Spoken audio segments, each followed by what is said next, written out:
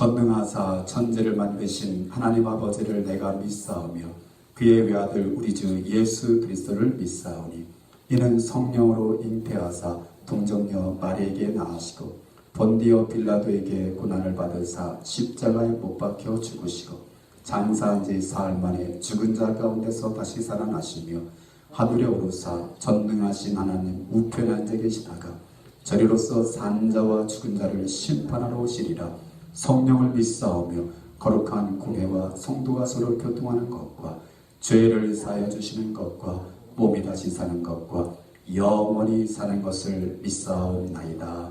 아멘. 우리 다 같이 자리에서 일어서셔서 지존하신 주님 이름 앞에 모두 무릎 꿇고 경배하기를 원합니다. 우리의 믿음이 고백되어지는 아침 되기를 원합니다. 예수님은 우리의 그리스도시요 우리의 주님이 되십니다.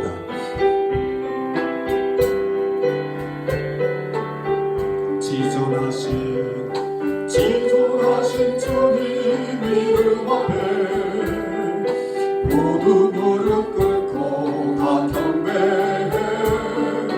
거룩하신 주님 보좌 앞에 엎드려 다시 한번 지존하신 주님 이름 앞에 모두 무릎 꿇고 다 경배해.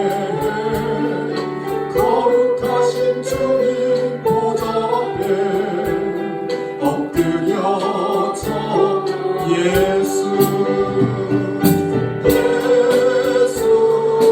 그리스도 예수는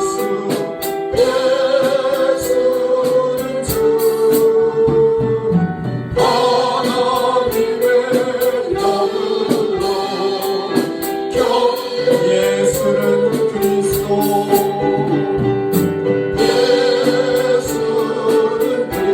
아멘. 예수는 주 하나님의 영으로 마지막으로 예수는 그리스도 예수는 주 예수는 그리스도 아멘. 예수는 주 하나님의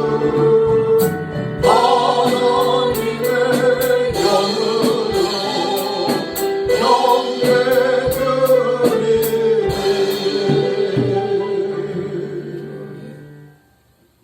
살아계신 하나님 은혜와 사랑에 감사함을 드립니다.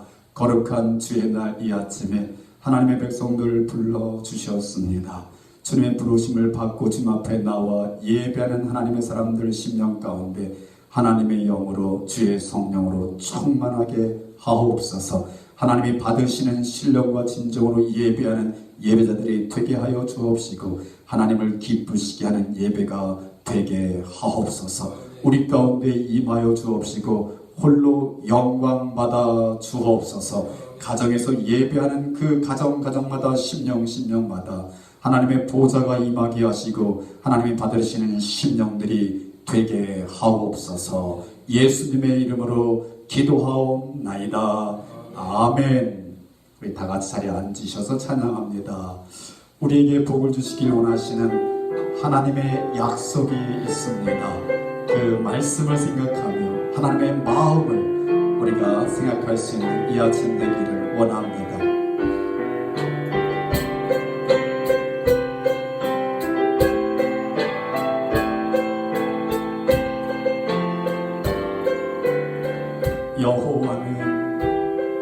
여호와는 너에게 복을 주시기를 원하며 널 지키시기를 원하시며 여호와는 그 얼굴을 널 향하여 두사 은혜와 평강 주시니 여호와는 너에게 복을 주시기를 원하며 널 지키시기를 원하시며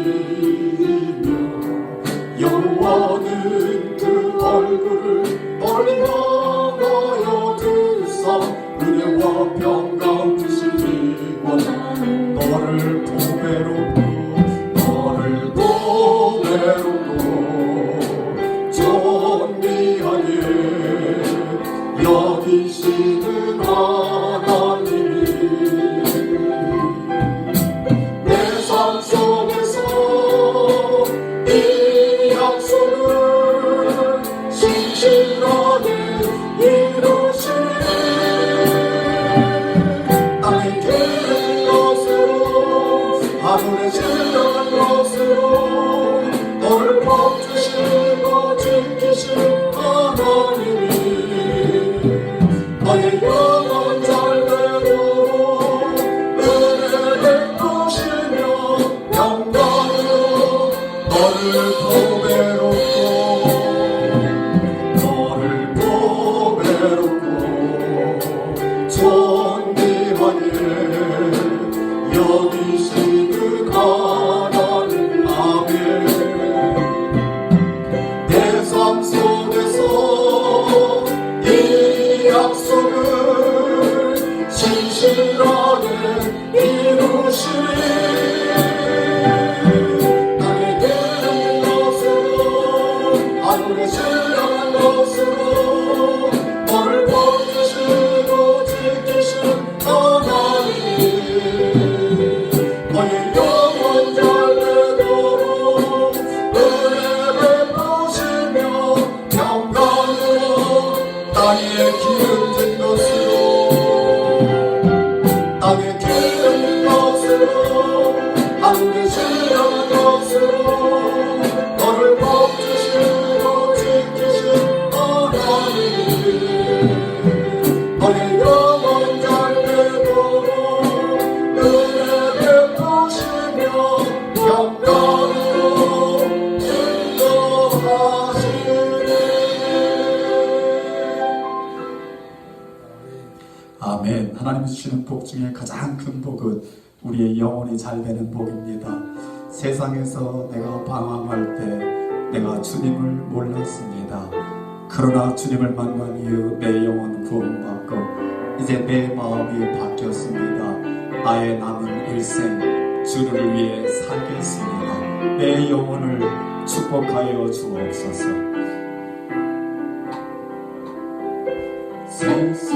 세상에서 방황할 때 나 주님을 몰랐네. 내 맘대로 고집하며 온갖 죄를 저진 예수여 예수여 이제는 용서받을 수 있나요? 벌레만도 못한 내가 용서받을 수 세상 사람 많은 사람 찾아와서 나의 친구가 되어도 병든 몸과 상한 마음 위로받지 못해 예수여 예수여 이제는 불쌍히 여겨주옵소서. 의지할 것 없는 이 몸 위로받기 원한 이 죄인의 했던 마음을 예수께서 들으셨네. 못 잡으면 사랑의 손 나를 어루만 내 주여 내 주여 이제는 다시 몸을 입니다. 몸의 주여가 이제는 아무 걱정 내 모든 죄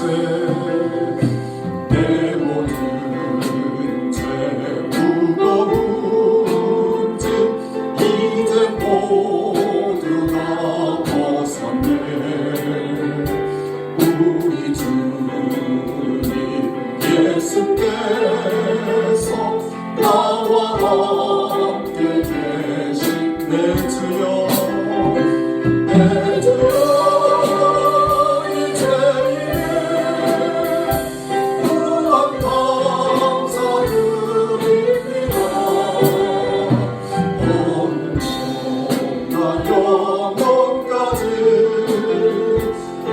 우리 4절만 다시 합니다. 내 모든 죄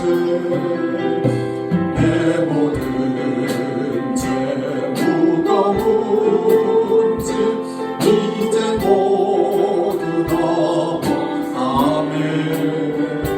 우리 주님 예수께서 나와 함께 예주여 예주여 이 죄인을 그만 감사드립니다. 나의 몸과 영혼까지 주 예주여 이 죄인이 예주여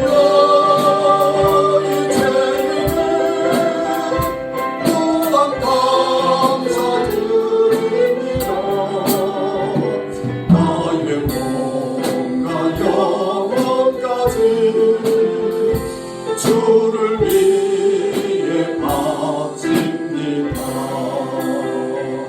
주를 위해 바칩니다.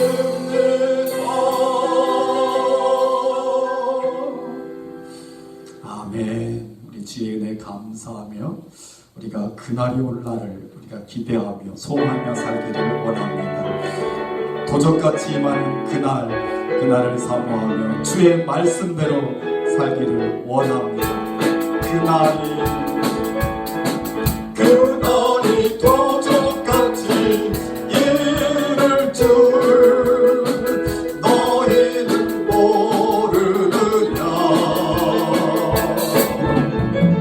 늘 깨어 있으라 잠들지 말아라. 주님과 동행하 항상 기뻐라. 쉬지 말고 기도하라. 범사에 감사하라. 우리 예수 안에서 너희에게 향하신 항상 기뻐하라.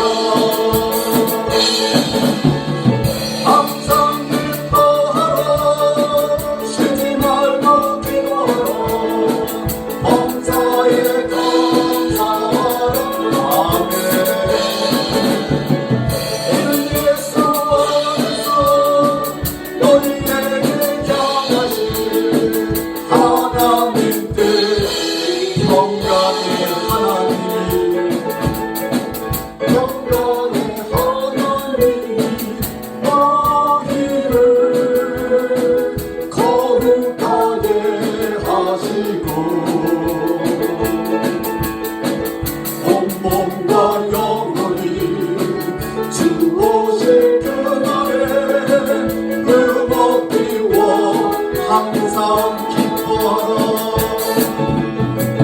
항상 기뻐하라. 쉬지 말고 기도하라. 범사에 감사하라. 아멘.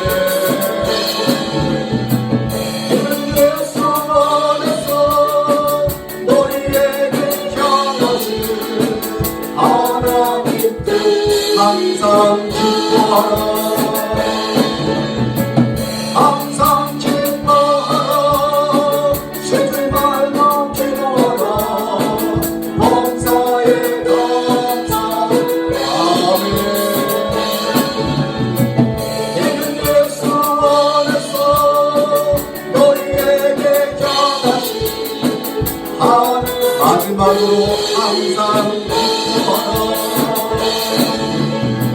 항상 기뻐하라 쉬지 말고 기도하라 범사에 감사하라 할렐루야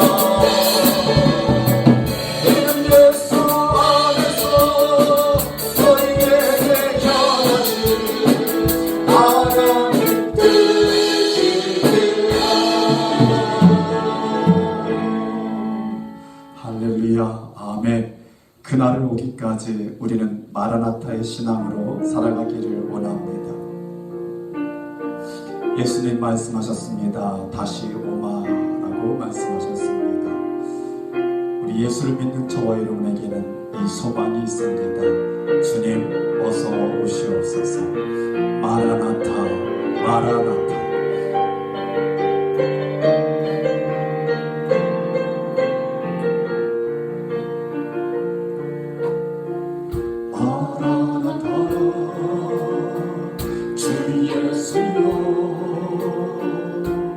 어서 오시옵소서. 땅의 모든 끝 모든 족속 주를 찬송하게 하소서. 마라나타 주 예수여 어서 오시옵소서. 모든 열방이 주께 돌아오고 춤추며 경배하게 하소서. 우리 주님 다시 오실 길을 만들자. 십자가를 들고 땅 끝까지 우린 가리라. 우리 주님 하늘 영광 온 땅 덮을 때 우리 땅 끝에서 주를 받으리. 마라나타 마라나타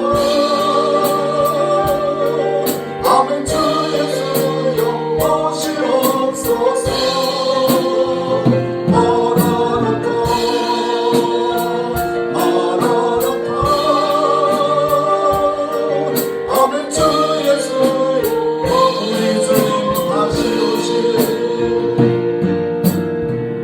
우리 주님 다시 오실 길을 만들자. 십자가를 들고 땅 끝까지 우린 가리라. 우리 주님 하늘 영광 온 땅 덮을 때 우리 땅 끝에서 주를 봐. 마라나타 마라나타 마라나타 아멘. 주 예수여 오시옵소서. 마라나타 마라나타 아멘. 주 예수여 마라나타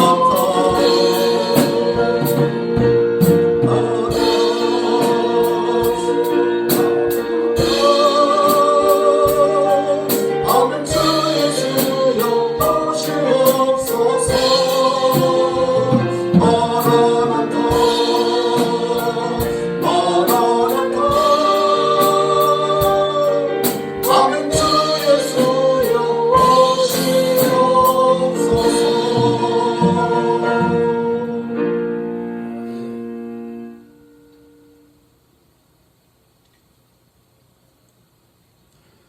용서받을 수 없는 죄인들을 하나님의 무한하신 사랑으로 사랑하여 주시되 독생하신 아들 예수 그리스도를 아끼지 아니하시며 우리 가운데 보내주시고 우리의 죄를 감당하시기 위하여 십자가에 달리시고 죽기까지 우리를 사랑하신 주님 고맙고 감사합니다.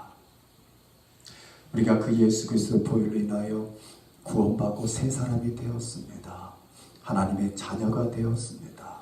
하나님 감사합니다.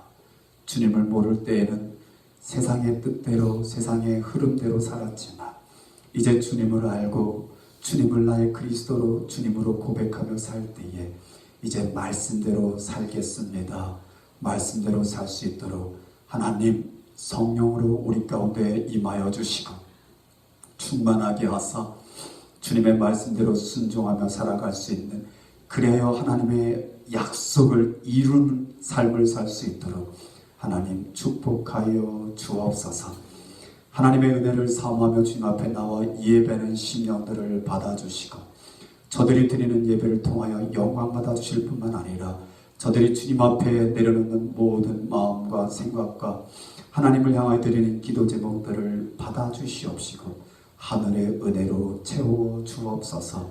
영혼의 만족을 얻게 하옵소서. 하늘나라를 누리며 살게 하시고 이 쌍 사는 동안 담대하게 살 수 있게 하시며 주님의 기쁨이 되는 삶으로 나아갈 수 있도록 주님 이 시간 임하여 주시고 축복하여 주옵소서. 홀로 영광받아 주옵소서. 예수님의 이름으로 감사하며 기도하옵나이다. 아멘.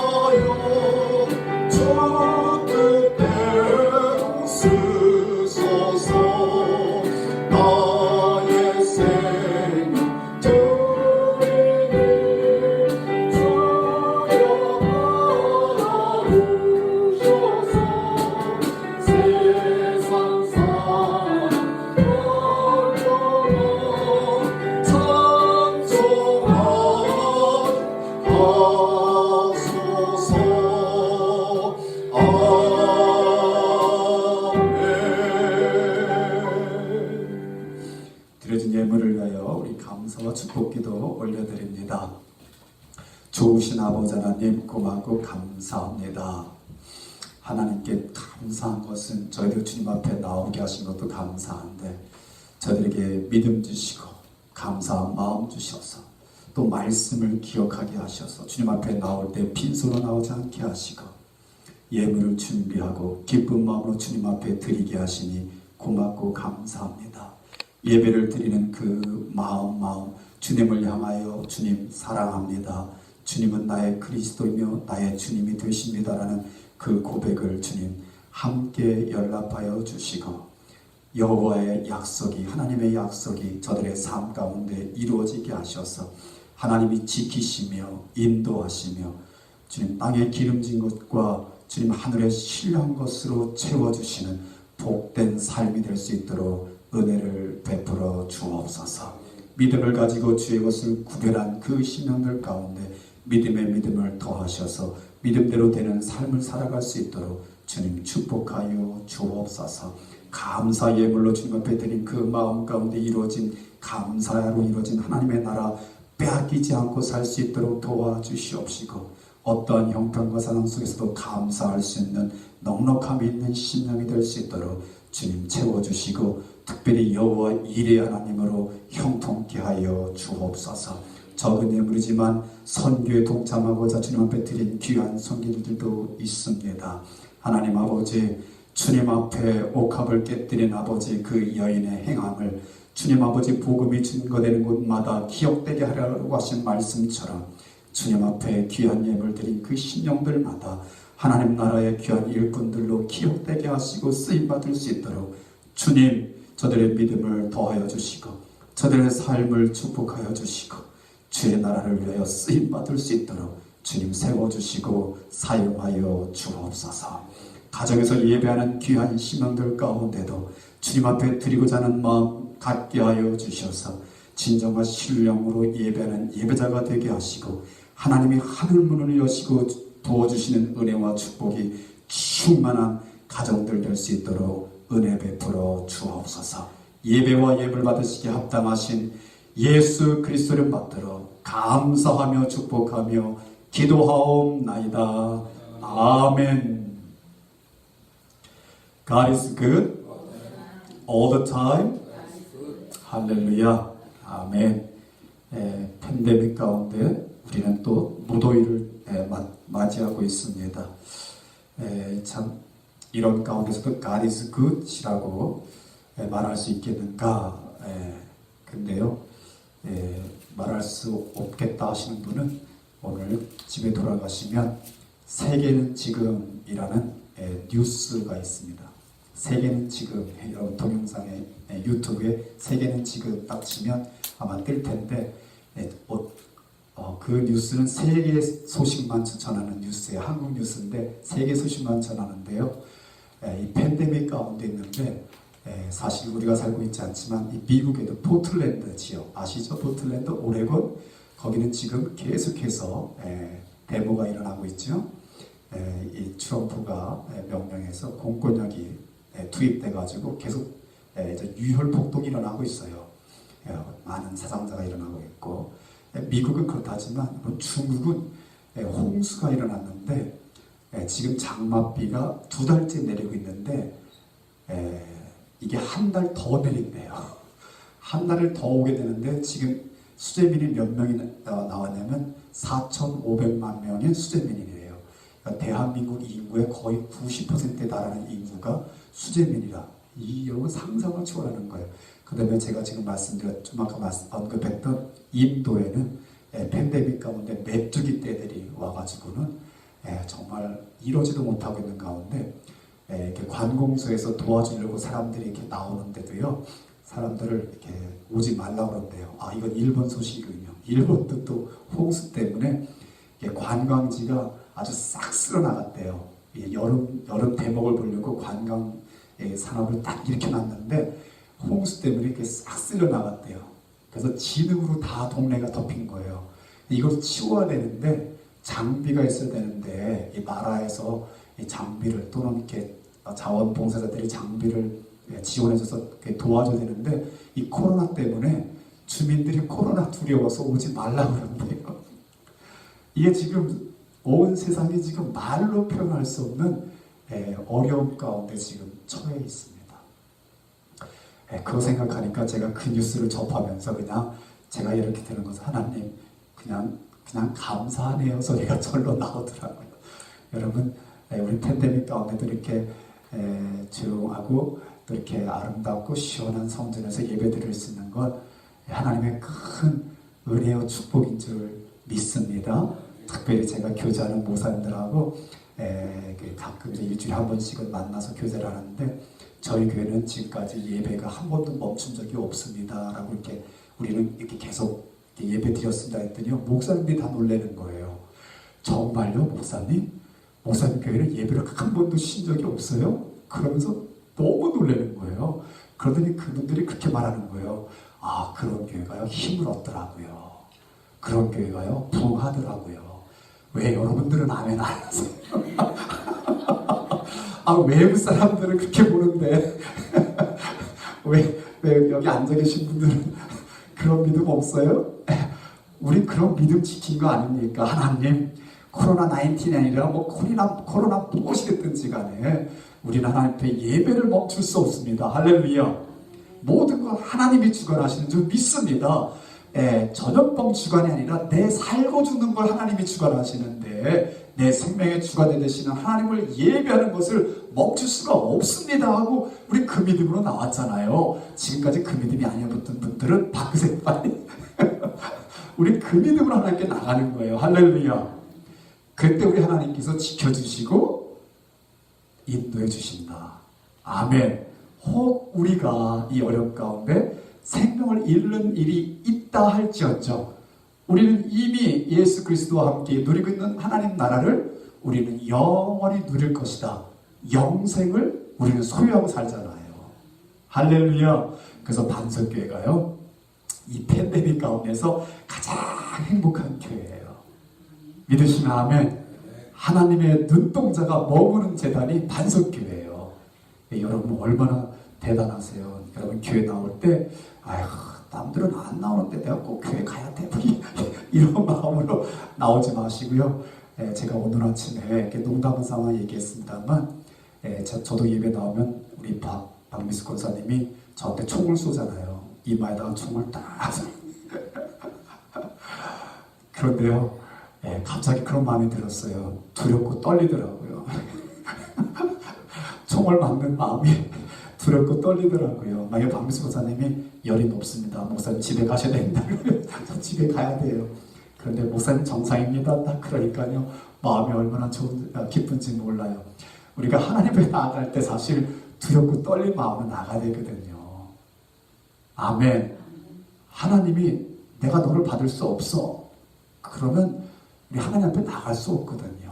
그런데 하나님이 그 사랑하신 아들 독생하신 예수 그리스도를 우리 가운데 보내주시고 그분이 감당하신 십자가를 인해서 그분이 흘려주신 보혈로 인해서 너는 내가 받는 내 자녀야, 내 예배자야, 이렇게 인쳐주시니 얼마나 좋아요. 그냥 이 설교 할까요? 그러니까 여러분 이렇게 하나님 앞에 나온 건 복 중에 복이에요. 할렐루야. 우리 자부심 가지시고 내가 팬데믹이 언제까지 될지 몰라도 하나님 앞에 나아가는 믿음을 내가 버리지 아니리라. 이렇게 나가면요, 하나님이 내가 생각한 것보다 더 큰 은혜, 더 깊은 은혜, 더 풍성한 은혜와 축복을 허락해 주실 줄 믿습니다. 아멘. 오늘 하나님의 말씀 함께 봅니다. 하나님의 말씀 마태복음 5장 1절에서 우리 5절까지만 읽습니다. 1절에서 5절까지만 읽습니다. 우리 같이 읽겠습니다. 시작. 예수께서 무리를 보시고 산에 올라가 앉으시니 제자들이 나온지라 입을 열어 가르쳐 이르시되 심령이 가난한 자는 복이 있나니 천국이 그들의 것이며 애통하는 자는 복이 있나니 그들이 위로를 받을 것이며 온유한 자는 복이 있나니 그들이 땅을 기업으로 받을 것이며 아멘.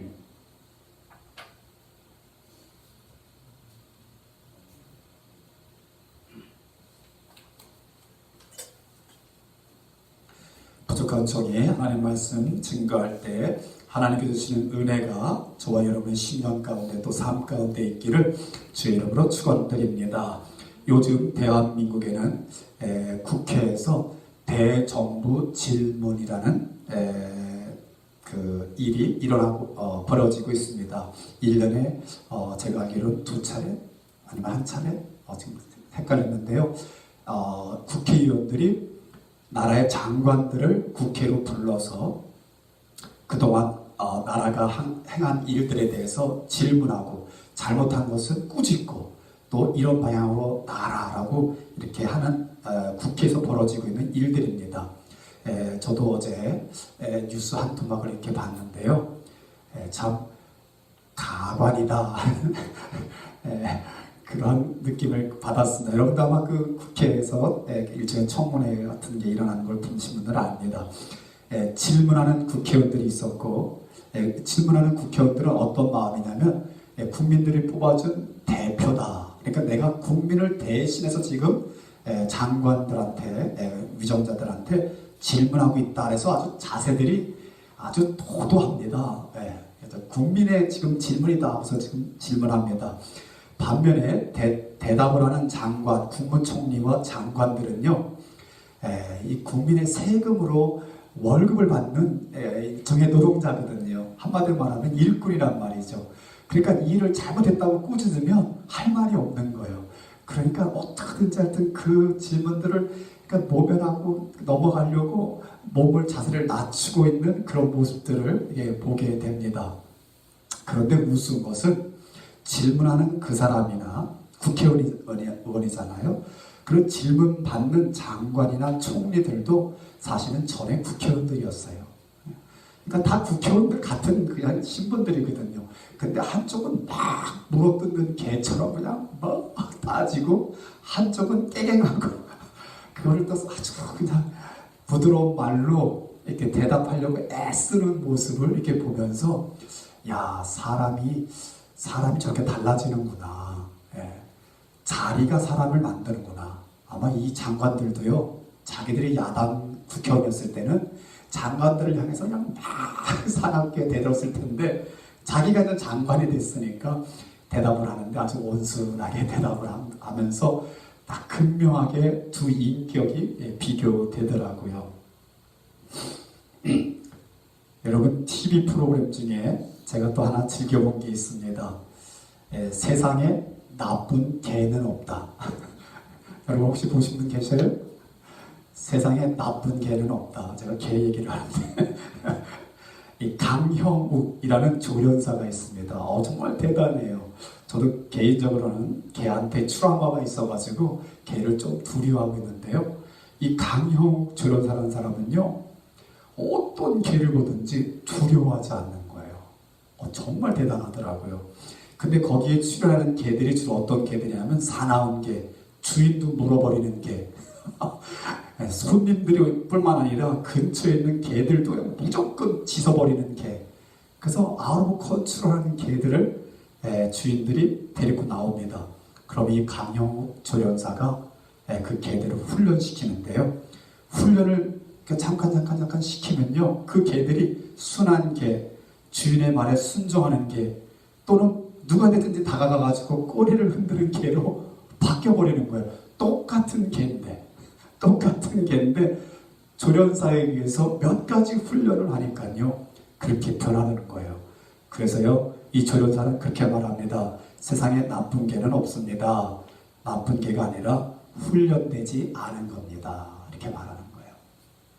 그러니까 개나 사람이나 훈련되지 않으면 뭐 같다? 개같지? 개가 아니네. 개만도 못해. 개만도 못해요. 그런데 훈련되면 개도 사람 못지 않고, 하물며 사람이 훈련되면 얼마나 멋있는 사람이 되겠어요. 그죠?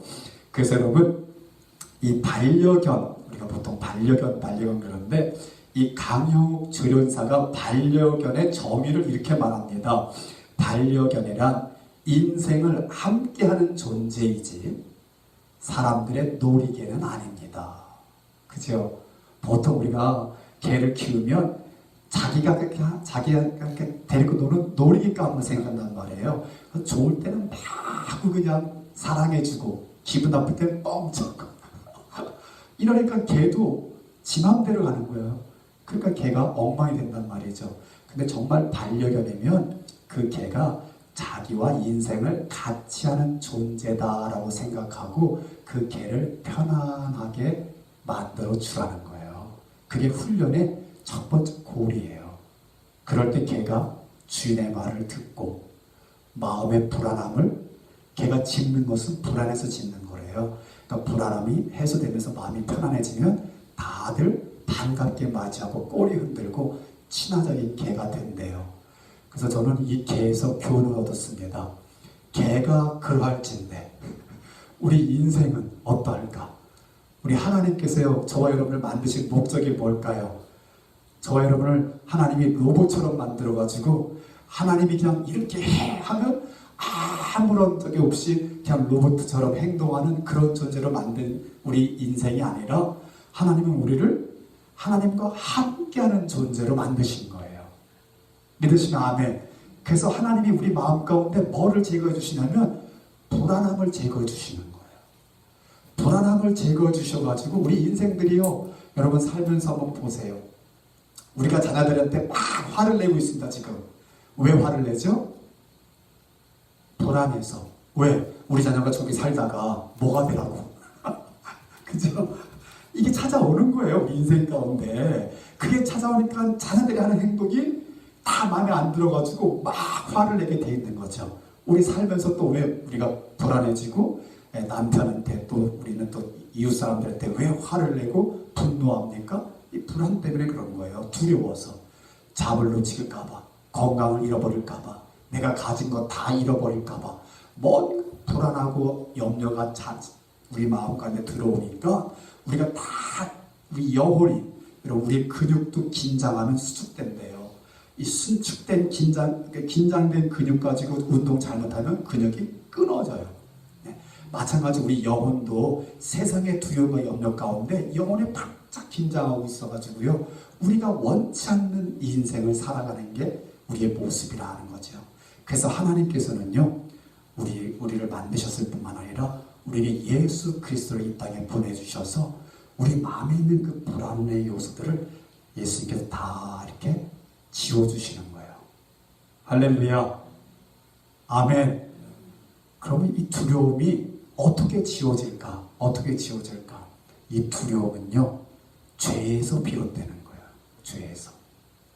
아담과 하와가 하나님이 창조하셔서 아담과 하와를 어디에 두셨냐면 에덴에 두셨더라. 창세기 1장 읽어보게 되면요, 1장과 2절 초두에 읽어보면 하나님이 우리 형상과 우리의 모양대로 사람을 만드셨다. 흙으로 사람 만드셨다.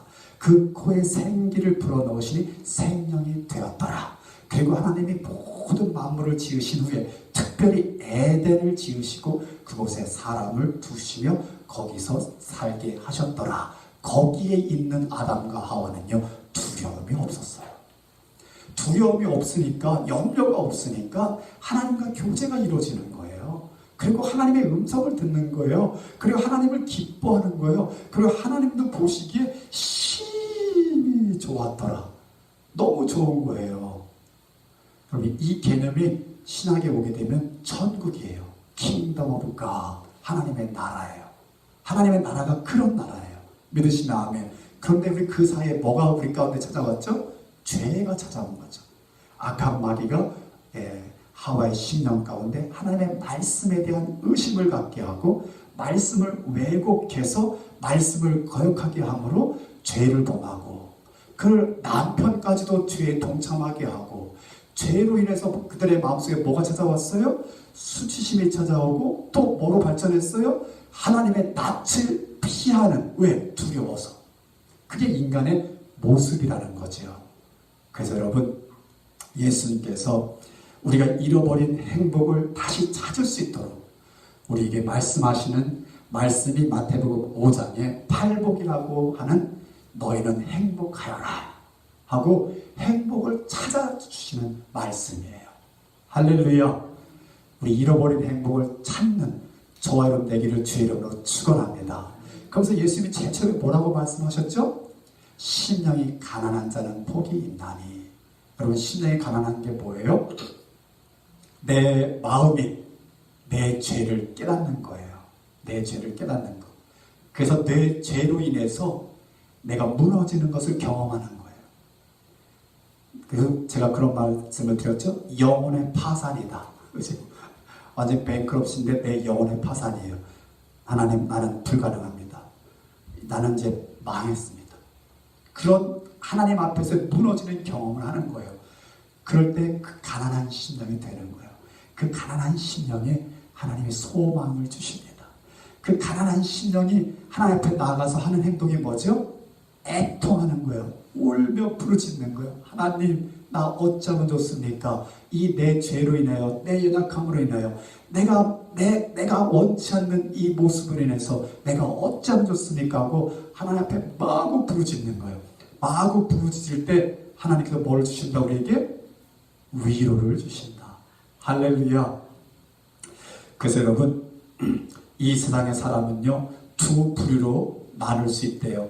사실은 뭐 하나인데 두 가지 죄인, 두 가지 죄인으로 나눌 수 있대요. 첫 번째 죄인은 뭐냐면 죄가 뭔지 모르는 사람. 그죠? 죄가 뭔지 모르는 사람. 그래서 이 사람들은 죄를 죄로 여기지 않고 그 죄를 아파하지도 않는 사람. 이런 사람은 우리가 흔히 세상 사람 이렇게 말하는 거예요. 세상 사람. 반면에 똑같은 죄인이지만 죄가 뭔지를 아는 사람. 그래서 죄를 죄로 여기는 사람.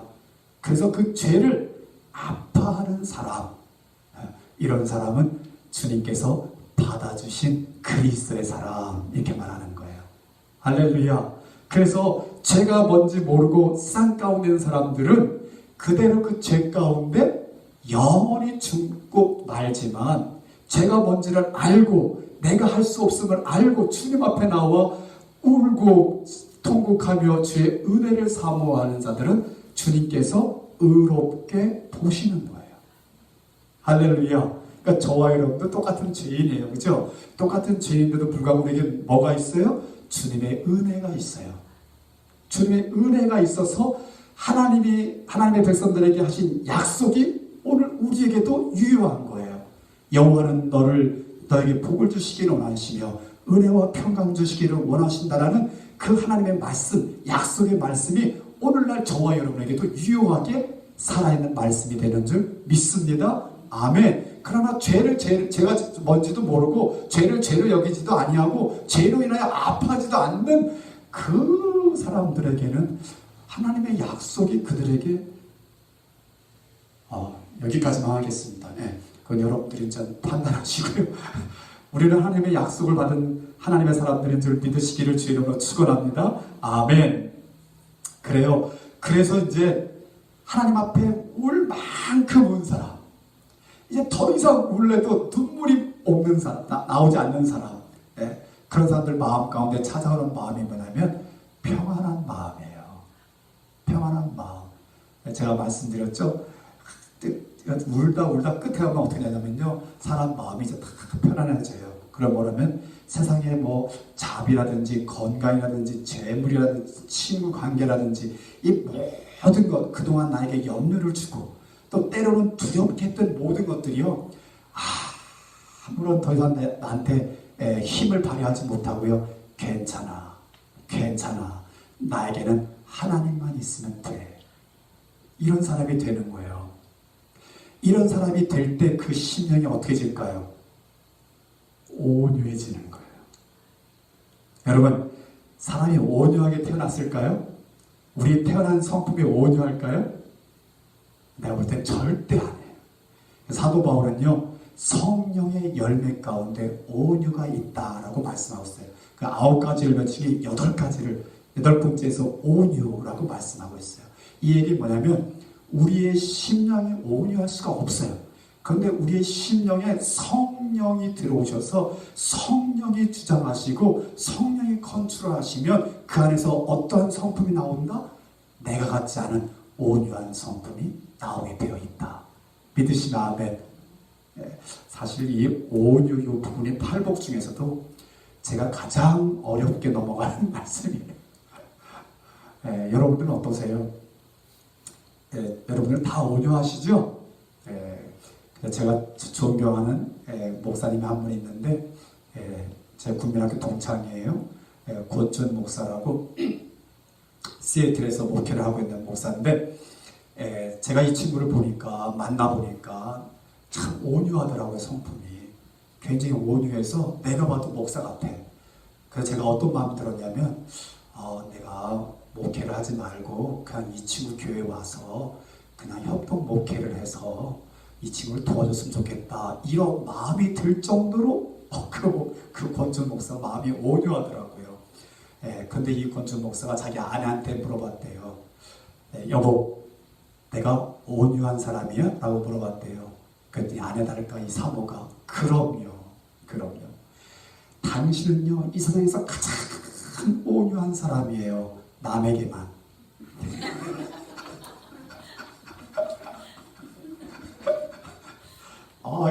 이 친구가 그렇게 설교 중에 고백을 하는데 제가 큰 위로를 받았어요. 온유해 보이죠? 온유해 보이죠? 그러나 우리는 분명히 알거든. 우리보다 다 죄인이다. 우리의 마음을 세상의 영이 다스리고 있는 한 어느 누구도 온유할 수가 없다.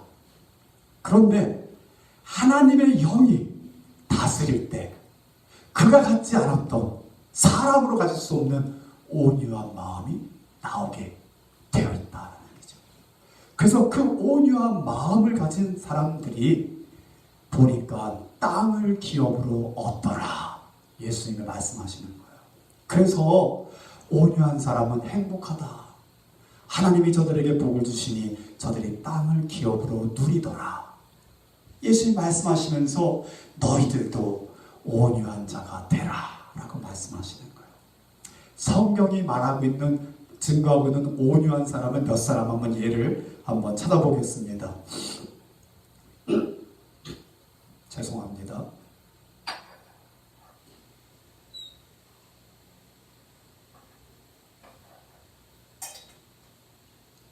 우리 시편 37편을 한번 열어보세요. 시편 37편. 시편 37편이 온유한 자에 대해서, 또 온유한 자가 받는 축복에 대해서 노래하는 거예요. 시편 37편 11절 같이 읽어보겠습니다. 11절 11절 읽어보기 전에 우리 10절을 먼저 읽어야 돼요. 10절 11절 읽겠습니다. 시작. 잠시 후에는 악인이 없어지리니 내가 그곳을 자세히 살필지라도 없으리로다. 그러나 온유한 자들은 땅을 차지하며 풍성한 화평으로 즐거워하리로다. 아멘. 할렐루야. 그죠? 악인들이 특세하는 세상에 악인들이 영원할 것 같은데 잠시 후는 그들이 찾아도 못 보겠대요. 그런데 온유한 자는 땅을 차지하고 결국 승리하고 그가 화평을 누리겠다라고 말씀하고 계시는 거예요. 자, 29절입니다. 29절. 시편 37편 29절 같이 읽습니다. 시작. 의인이, 여기서 말하는 의인은 바로 온유한 자예요. 같이 읽습니다. 시작. 의인이 땅을 차지하며 거기서 영원히 살리로다. 아멘. 그래서요, 온유한 자가 영원히 살 땅 어딜까요? 천국도 소유할 수 있는 거예요. 믿으시나? 아멘. 그러면요, 이 시편에서요, 온유한 사람이 누군가도 말씀하고 있어요. 31절. 온유한 사람이 누구냐? 31절 같이 읽습니다. 시작. 그의 마음에는 하나님의 법이 있으니 그의 걸음은 실족함이 없으리로다. 할렐루야. 그의 마음에 뭐가 있다고요? 하나님의 법, 하나님의 말씀이 있는 거예요. 그러니까 제가 말씀드렸죠. 세상의 영이 내 마음에 있어서 나를 주장하고 있는 한 온유함이 있다 없다? 온유함이 아니라 뭐다? 외식이다. 외식. 근데 하나님의 법이 내 마음에 있어서 하나님의 영이 내 마음을 주장할 때 나오는 게 뭐다? 온유함이다. 여러분, 그래서 성경에서는요, 온유한 사람을 예를 들고 있는데 가장 대표적인 사람이 누구냐면 모세예요. 모세. 찾아볼까요? 제가 찾을게요. 시간이 많으니까. 민수기 12장 3절에 성경은 아주 이렇게 적나라하게 말씀하고 있습니다. 이 사람 모세는 온유함이 지면의 모든 사람보다 더하더라.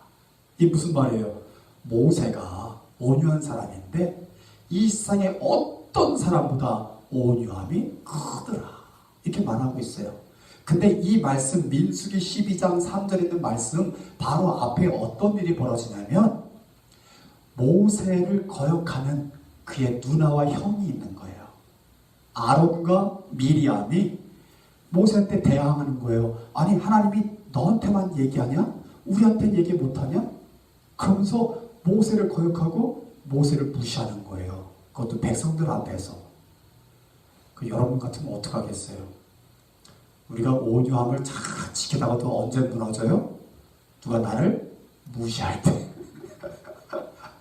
우리 알량한 자존심을 누가 건들면 우리 와르르 무너지잖아요. 근데 모세는요, 형과 누나가 그것도 그 많은 민족을 이끌어가고 있는 광야에서 대들은데도요, 아무 말도 안 해요.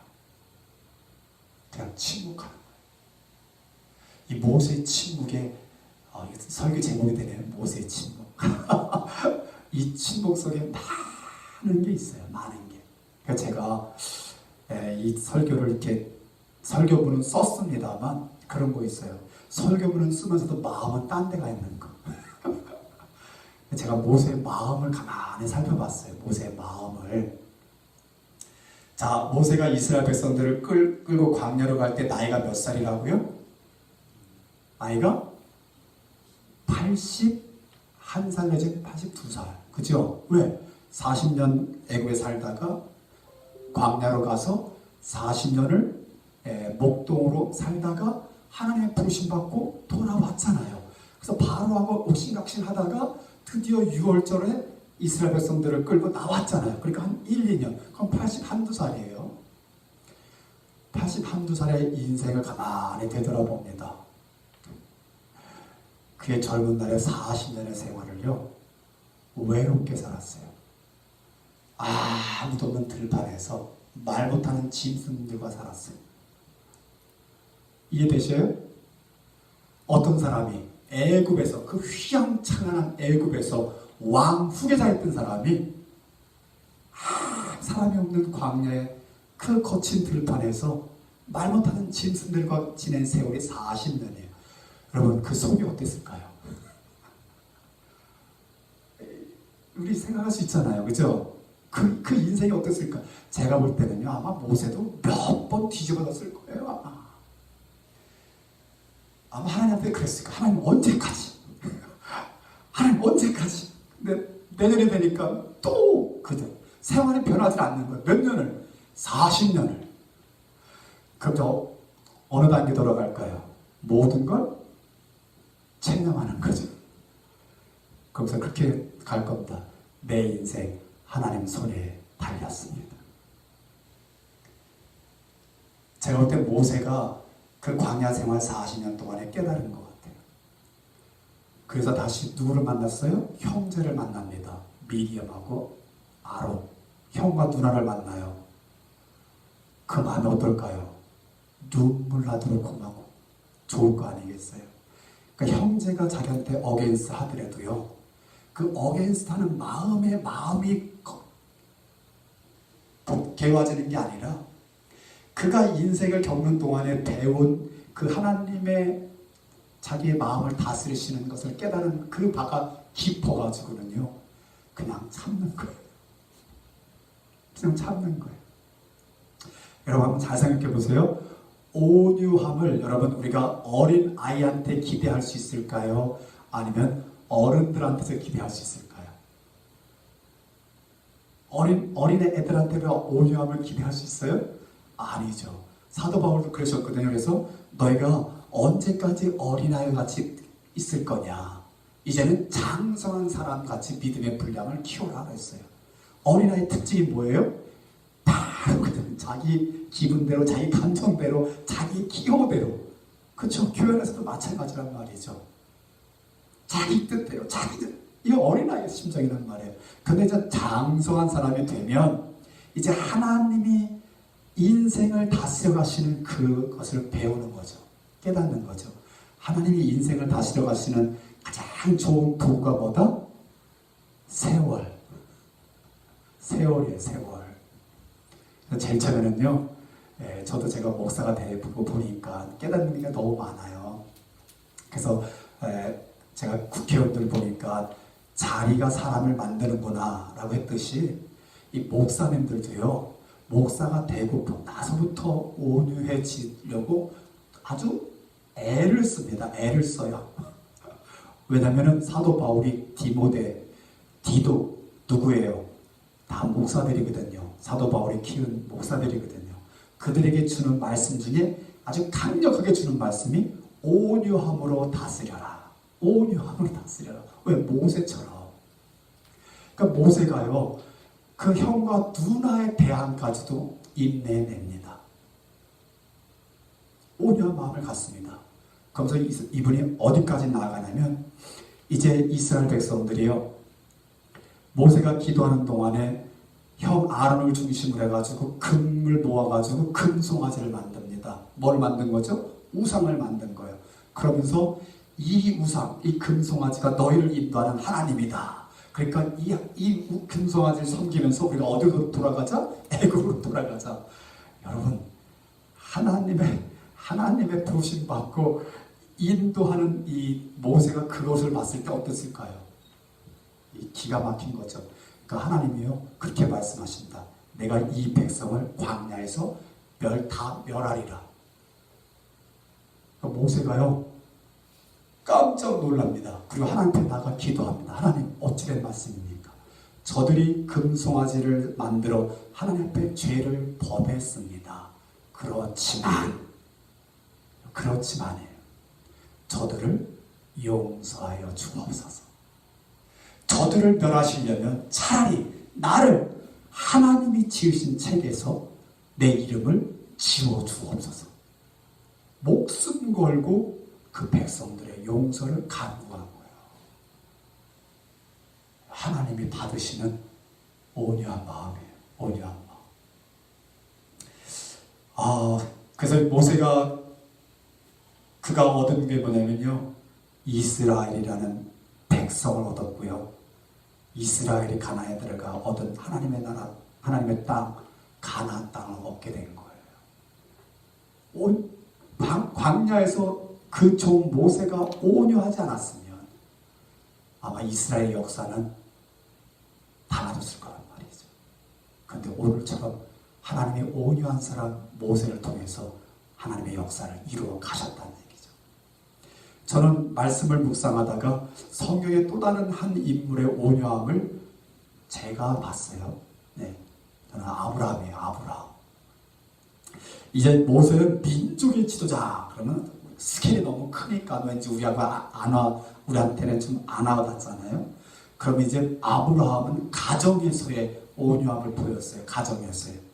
뭐냐면요, 아브라함이 그 조카 롯과 함께 가나안을 돌아다니면서 목축을 하죠. 목축을 하는데 아브라함에 딸린 양들도 있고 가축도 있고 롯에게 딸린 목자들과 가축들이 있는데 둘 다 사업이 번성하니까 두 목자끼리 부딪히는 거예요. 그죠? 그러니까 아브라함이 어느 날 롯아, 조카야 이리 와라. 너도 크고 나도 크니까 네 목자와 내 목자끼리 서로 싸운다. 그러니까 우리 지금 헤어지는 게 좋겠다. 네가 동하면 나는 서할 것이고, 즉 네가 동쪽으로 가면 나는 서쪽으로 갈게. 네가 서쪽으로 가면 내가 동쪽으로 갈게. 대단하죠? 예, 여러분 같으면 어떡하겠어요? 어떻게든지 네가 이쪽으로 가, 내가 이쪽으로 갈게. 뭔가 다 있잖아요. 우리 영화의 한 대목처럼 다 계획이 있구나. 우리 다 계획이 있잖아요. 내가 더 좋은 걸 택하고 싶잖아요. 근데 아브라함은 그 선택권을 조카한테 양보합니다. 근데 성경이 그렇게 말하고 있어요. 롯이 가만히 보니까 동쪽에 푸른 들판이 보이는 거예요. 근데 그 너머에 소돔과 고모라라는, 오늘날로 말하면 번성한 도시도 보이는 거예요. 그러니 너무 좋잖아요. 그죠? 양들 먹이는 들판이 있고 나는 얻은 부를 가지고 즐길 수 있는 도시도 있고, 우리가 꿈꾸는 게 그런 거 아니에요? 그죠? 사업도 잘 되고 향락도 즐기고. 롯이 동쪽을 계속 나아갑니다. 소돔과 고모라를 향해서.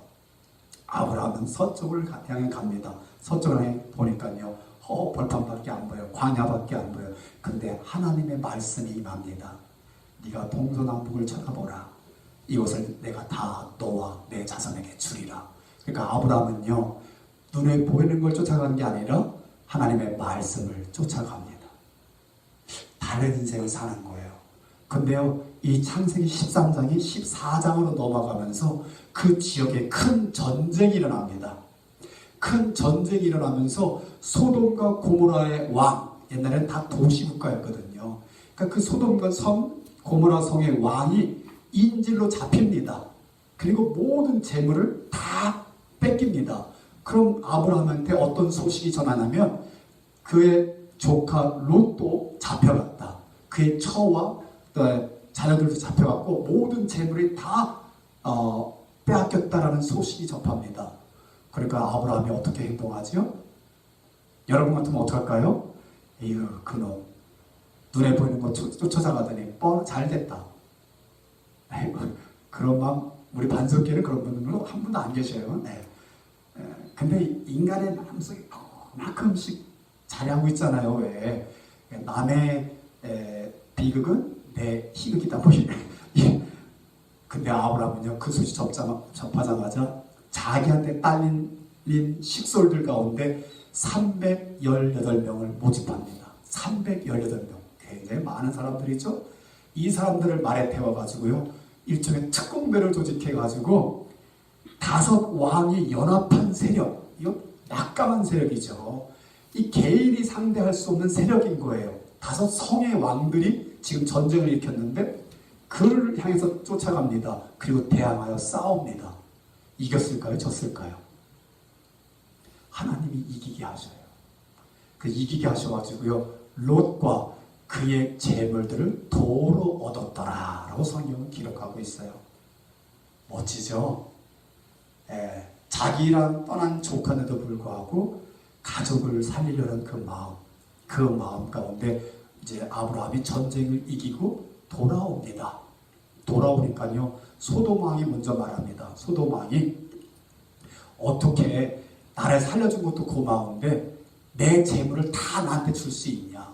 아브라함한테 너무 감탄합니다. 왜냐하면 아브라함이 전쟁에 나간 목적은 자기가 재물을 얻고자 함이 아니라 뭐예요? 자기 조카를 구하기 위함이거든요. 그러니까 하나님이 조카를 구하게 해주셨으니까 그는 거기에 만족하고 그 성, 소돔과 고모라 성의 그 왕들을 살려주고 그 왕들이 빼앗긴 모든 재물을 다 돌려줍니다. 그러니까 그 지역 주민, 그 왕들이 이 아브라함하고 화친을 맺습니다. 아브라함의 인격을 존중합니다. 그리고 아브라함이 또 오는데 하나님이 또 귀한 만남을 주십니다. 누굴 만나죠? 멜기세덱이라는 제사장을 만나게 합니다. 멜기세덱. 그의 조상도 누군지 모르고 그의 후손도 누군지 모르는 멜기세덱이 여기에 나타납니다. 그리고 아브라함을 축복합니다. 그러니까 아브라함이요, 자기가 뺏은 것들 주인한테 다 돌려주고 이제 적들로부터 탈취한 노획물 중에 10의 1을 그 제사장에게 드립니다. 그리고 하나님의 사람이 되겠다고 약속합니다. 그러니까요, 이 제사장이 아브라함을 축복합니다. 그래서 하나님의 사람으로 아브라함을 인쳐줍니다. 이 아브라함이요, 그 조카 롯을 생각하는 그 온유한 마음 때문에 조카만 살린 것이 아니라 멜기세덱을 만나면서 영적인 사람으로 변화를 받습니다. 그러니까 하나님은요, 온유한 사람, 온유케 해서 그 온유의 결과로 인하여 이 땅에서 눈에 보이는 것과 눈에 보이지 않는 축복을 얻게 하시는 하나님이세요. 믿으시면 아멘. 저는요, 이제 우리의 사명하고 함께 생각할 수 있는 한 사람을 소개하고 싶습니다. 그 사람은 누구냐면 바나바입니다. 바나바는 착한 사람이다 라고 말을 하고 있어요. 이 착하다라는 말의 뜻의 어원을 찾아가게 되면 온유하다라는 말하고 같은 의미가 있습니다. 착하다, 온유하다. 이 바나바라는 사람은요, 그의 인생 가운데 가장 잘한 일 한 가지가 있는데 그건 누구냐? 사울이라는 사람을 전도에 쓰는 사람으로 세운 일이에요. 왜냐하면 사울이라는 사람이, 여러분 우리 스토리 다 알잖아요. 다메섹에서 예수를 만나기 전까지는, 다메섹을 가는 그동안에는 예수를 믿는 사람을 잡아 죽이는 사람이었어요.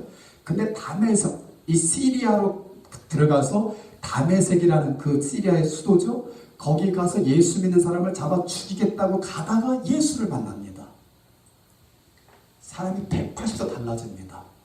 보니까 새롭게 하소서에서 이상구 박사님이 보니까 그 어디에 제7일 안식교를 믿다가 기독교로 전향한 지 3년 됐다고 하면서 새롭게 하소서에서 나와서 이렇게 대담을 하는 내용을 제가 이렇게 들었어요.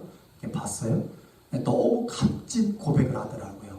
제7일 안식교가 있는 그 교리 중에 조사 심판 교리, 아주 정확하게 얘기하시더라고요. 조사 심판 교리. 이 안식교가 가지고 있는 교리의 하나. 즉, 이 사람들이 착한 일을 안 하면, 선한 일을 안 하면 천국 못 간다라는 교리가 있는 거예요. 그래서 천국 가려면 조사를 해가지고 조사해 봐서 심판, 거기에 맞는 심판을 한다. 이게 안식교가 가지고 있는 교리예요. 여러분, 기독교가 그 교리가 기독교 교리 아니에요? 아니에요. 구원은, 천국은 예수 믿는 사람에게 그리스도의 보혈로 예수의 이름을 의지하는 자들에게 열려있는 거예요. 그죠? 그러나 예수의 영을 받은 저와 여러분은 뭐예요? 성령이 하게 하심을 따라 자원하는 마음으로 우리에게 우리 육신에 호흡이 있는 동안 선한 일을, 그리스도의 복음을 증거하는 삶을 살아가는 거예요. 그것에 대해서는 하나님 나라에 올라와서 어떻게 해요? 상급으로 주어지는 거예요. 믿으시면 아멘. 이게 기독교예요. 그래서 이상구 박사님이 개신교로 전향했다는 것을 아주 새롭게 해서 자세히 말씀하시더라고요. 마찬가지로 이 사울이라는 인물이 예수를 믿는 사람을 잡아 죽이는 사람이 예수를 어느 날 만나가지고 바로 예수를 증거하는 사람이 됐어요. 예수를 증거하는 사람. 예수 믿어라. 예수가 그리스도다. 예수가 하나님 보내신 메시아다. 여러분, 사람들이 그 사람 말을 듣겠어요? 안 듣겠어요? 안 듣지요. 아, 저게 뭐야. 쟤 저러다가 또 괜히 어느 날 헷가닥 해가지고 우리 예수 믿는 사람 다 잡아다 죽이려고 그러는 거 아니야? 사울을 두려워했어요. 이분 사도들마저도 사울을 두려워했어요. 그래서 예루살렘 교회에서는요, 사울이 있을 자리가 없었어요. 그래서 사울은 자기 고향 다소, 터키 지방의 가장 아래 지방, 레바논하고 만나는 국경 지방에 있는 다소라는 그 도시에 가서 자기 집에 머물고 있었어요. 얼마나 외롭겠어요. 그죠? 예수는 믿는데 사람들이 인정을 안 해줘. 그래서 공동체에 못 나가고 혼자 있지네. 이것처럼 또 외로운 게 없어요. 여러분, 우리 기독교는요, 홀로 종교가 아니에요. 믿으시면 아멘. 결코 홀로 종교가 아니에요. 하나님은 뭐를 만드셔요? 공동체를 만드셔요. 에클레시아, 세상으로부터 구원하신 하나님의 무리들을 만드셔요. 그게 뭐예요? 교회예요. 하나님의 모임이에요. Assemblies of God. 하나님의 모임이에요. 그게 교회란 말이죠. 그러니까 사울이라는 사람이 다수에서 혼자 머물고 있을 때 그 소식을 바나바가 듣습니다. 그리고 바나바가요, 친히 다소로 가서 그를 만남에 그를 예루살렘으로 데리고 와서 복음을 전하는 일에 함께 하였더라. 성경은 그렇게 말하고 있어요. 너무 귀하죠? 예루살렘에서 다소까지, 그 당시의 여행으로는 꽤 먼 거리예요. 그 거리를 직접 찾아가서 사울을 만나서 그를 설득하여 예루살렘을 데리고 와서, 여러분 그렇잖아요. 사람들이 조금 이렇게 가까이 하기 싫은 사람을 누가 데리고 오면 그 사람까지 이렇게 어떻게 해요? 멀리 취급받는, 그게 공동체 특성이 있잖아요. 근데 바나바는 그런 것 아랑곳 하지 않고 사울을 데리고 와서 그와 함께 복음을 전하고 가르치는 일에 힘쓰는 거예요. 그리고 그와 함께 선교의 여행을 떠나요. 여러분, 그 사울이 누가 돼요? 바울이 되고, 하나님은 바울을 어디로 쓰셔요? 빌립보로 인도해서 유럽을 복음화시키고, 유럽으로 전해진 복음이 미 대륙 아메리카에 이르고, 아메리카의 복음이 한반도에 이르고, 오늘날 전 세계가 복음화되는 일에 가장 크게 쓰신 인물 바울이 되는 거예요. 누구 때문에? 바나바의 온유한 마음 때문에. 우리에게 도전이 되기를 주의 이름으로 축원합니다. 베드로 말씀을 마칩니다. 베드로 사도는 이렇게 말합니다. 우리 성도들을 향해서 뭐라고 말씀하시냐면, 우리는 그의 약속대로, 즉 예수님의 약속대로 의가 있는 곳인 새 하늘과 새 땅을 바라보는도다. 그러니까 성도다 하면, 예수 믿고 구원받은 사람이다 하면 우리에게는 바라보는 것이 있어요. 새 하늘과 새 땅, 즉 주님의 재림하셔서 이루어질 그 나라를 우리는 바라보고 소망하며 사는 거예요. 할렐루야. 그래서 우리는 세상 사람들과는 다른 마음을 갖는 거예요. 즉 온유한 마음을 갖는 거예요. 즉 온유한 마음을 갖기 위해서는요, 두 가지를 야고보 사도가 우리에게 말씀으로 가르쳐 줍니다. 이 말씀만 읽고 마치겠습니다. 첫 번째, 야고보서 1장 21절에 이렇게 말씀하십니다. 그러므로 모든 더러운 것과 넘치는 악을 내버리고, 우리 마음에 있는 더러운 것과 넘치는 악이래. 우리 가만두면 넘치는 악이잖아요. 내버리고 너희 영혼을 능히 구원할 바 마음에 심어진 말씀을 온유함으로 받으라. 그러니까요, 여러분, 우리의 온유함이 어디서부터 시작된다? 하나님의 말씀을 온유한 마음으로 받는 데서부터 시작돼요. 그러니까 말씀을 받지 못하는 마음에서 온유한 마음이 나와요, 안 나와요? impossible. 나올 수 없어요. 그러니까 하나님의 말씀을 온유하게 받을 때에 그 말씀이 내 영혼을 주장하고 내 영혼을 이끌어서 온유한 마음을 갖게 하신다. 할렐루야. 두 번째는요, 야고보서 3장 13절이에요. 너희 중에 지혜와 총명이 있는 자가 누구냐?